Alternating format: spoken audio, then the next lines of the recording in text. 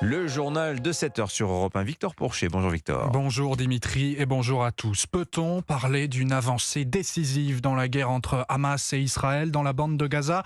Les terroristes palestiniens sont en tout cas désormais en fuite vers le sud de l'enclave. C'est ce qu'annonce le ministre de la Défense israélien Yoav Gallant. Écoutez-le dans une vidéo postée hier sur les réseaux sociaux. Le Hamas a perdu le contrôle de Gaza. Les terroristes fuient vers le sud. La population pille les bases du Hamas. Elle n'a plus confiance dans le Hamas. Nos forces avancent et remplissent leur mission une à une.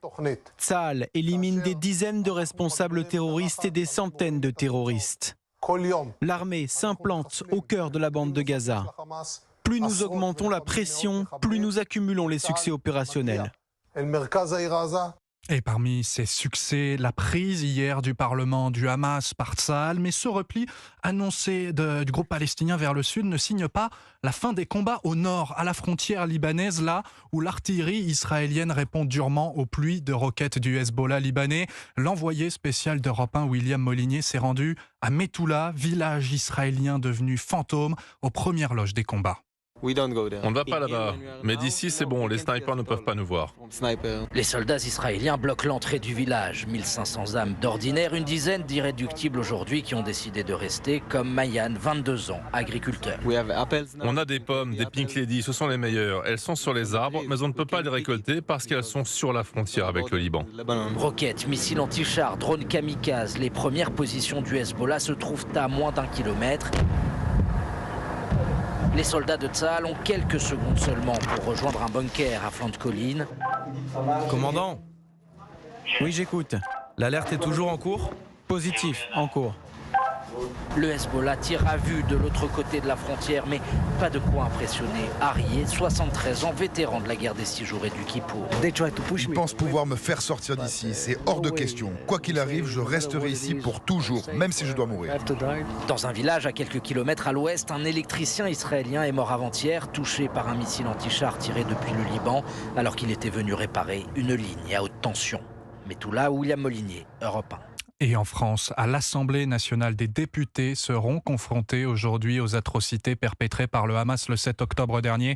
Des images récoltées sur les terroristes morts seront projetées aux élus à 17h. Et le journaliste européen Wilfried de Villers a justement pu les voir, ces images. Il viendra nous en parler dans quelques instants. Pour l'heure 7h04, une semaine de crue. Plus tard, le couple présidentiel au chevet du Pas-de-Calais dans les prochaines heures. Emmanuel Macron et son épouse attendus à 11h30 à Saint-Omer, alors que l'eau menace de monter encore dans le département à cause de nouvelles pluies aujourd'hui. Ce week-end, une commune a été particulièrement touchée, Blandec, dans l'Audomarois, où la solidarité se met en place. Le reportage européen Maximilien Carlier. Dans ce gymnase transformé en centre d'hébergement, une tribune est remplie de vêtements, t-shirts, pulls, pantalons. Hervé, un sinistré, enfile ses nouvelles bottes.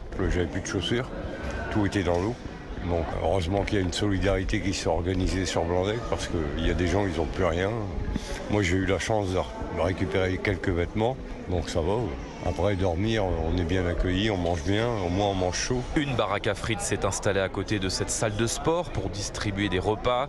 Ici les dons affluent de toutes parts, une entraide saluée par Pascal. Pour ça, on n'a pas à se plaindre. La Croix-Rouge, les gens qui sont venus nous chercher en barque, tout ça, on n'a pas... Ils ont été plus vite que les pompiers. Puis les gens, ils sont gentils, mais c'est une situation qui ne peut pas durer, quoi. J'ai hâte de retourner chez moi, me confie ce sinistré, mais j'appréhende également dans quel état sera ma maison et surtout quand vais-je enfin pouvoir m'y réinstaller. Blandec, Maximilien Carlier, Europe 1. Et notez que le président du Conseil régional des Hauts-de-France, Xavier Bertrand, demandait hier un plan d'aide exceptionnel au gouvernement et l'état de catastrophe naturelle pour tout le Pas-de-Calais. Décision attendue dans la journée. En politique, c'est jour de vote au Sénat pour le projet de loi immigration. Un texte remanié. La régularisation de travailleurs sans papier dans les métiers dits en tension devrait être évacuée. La transformation de l'aide médicale d'État en aide d'urgence plus restrictive votée par la Chambre haute. 2 points sur lesquels elle pourrait revenir à l'Assemblée nationale en deuxième lecture. Et je vous rappelle que Gérald Darmanin, le ministre à la manœuvre autour de ce texte, le ministre de l'Intérieur, sera à 8h10 l'invité de Sonia Mabrouk dans la grande interview Europe 1 CNews. Un effet domino à présent qui pourrait bien en bout de chaîne impacter votre porte-monnaie. Les sociétés d'autoroutes n'en démordent pas si le gouvernement maintient sa taxe sur les infrastructures prévues dans le budget 2024. C'est vous qui paierez une répercussion sur les tarifs au péage, une hausse chiffrée à 5% par Vinci Autoroutes. Illégal, répond le ministre des Transports. Et voilà le bras de fer qui se poursuit, Aurélien Fleureau. C'est tout en flegme teinté de détermination que Pierre Coppée, le président de Vinci Autoroutes, qui représente la moitié du réseau français, explique au micro d'Europe 1 que pour lui, une taxe qui va entraîner un surcoût de 4,6% sera forcément répercutée. Quand on augmente les taxes, on a mécaniquement une hausse des tarifs. On a l'ordre de grandeur de ce qu'il faudra faire comme compensation tarifaire sur une taxe de 4,6% sur le chiffre d'affaires. La taxe sur les autoroutes, elle existe, elle s'appelle la taxe d'aménagement du territoire, elle s'appelle la redevance domaniale et elle finance déjà à concurrence d'1 milliard d'euros par an le ferroviaire par l'intermédiaire de l'Agence pour le financement des infrastructures. Autrement dit, merci, mais nous contribuons déjà et nous avons besoin d'investir massivement dans les bornes de recharge et dans des innovations qui permettront de décarboner la route. Mais au sein du gouvernement, la détermination est similaire, parfois teintée d'agacement. Augmenter les tarifs en réponse à cette taxe, cela ne cadre pas avec les contrats de concession, martèle-t-on au ministère des Transports.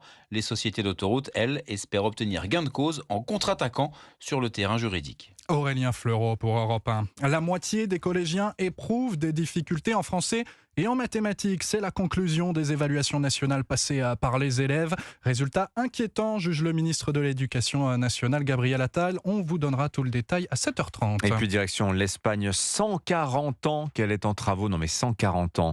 Promis, cette fois-ci, c'est fini. Le chantier de la Sagrada Familia à Barcelone progresse vraiment. Ah oui, parce que 4 tours de la mythique mais éternellement en construction basilique barcelonaise viennent d'être inaugurées, Marie Jiquel. Elle incarne la silhouette de Barcelone et le rêve inachevé d'Antoni Gaudí. La Sagrada Familia se révèle un peu plus grâce à ses 4 tours dédiées aux 4 évangélistes, dont les statues blanches couronnent chaque clocher à l'inspiration Art Nouveau. Un siècle après la mort accidentelle d'Antoni Gaudí, renversé par un tramway en se rendant sur ce même chantier, les Barcelonais fêtent cette nouvelle étape de la construction de la basilique. C'est merveilleux d'être là pour vivre ce moment et pouvoir inaugurer les 4 tours des évangélistes. Chaque petite chose ajoutée, c'est beaucoup d'émotions. Aux commandes de ce chantier pharaonique, l'architecte Jordi Faoli, il se confiait en 2021 sur les plans de ces fameuses tours. Gaudí avait fixé la position et la hauteur des tours. Leur conception a été réalisée avec des architectes qui ont étudié le projet de très près afin que la construction de ces tours soit précise. La dernière pierre de la Sagrada Familia devrait être posée en 2033. Mon client, Dieu, n'est pas pressé, avait déclaré Gaudí. Et pas pressé non plus les visiteurs puisque c'est le monument le plus visité en Espagne. Eh bien, merci beaucoup Victor Pourchet, c'était votre journal.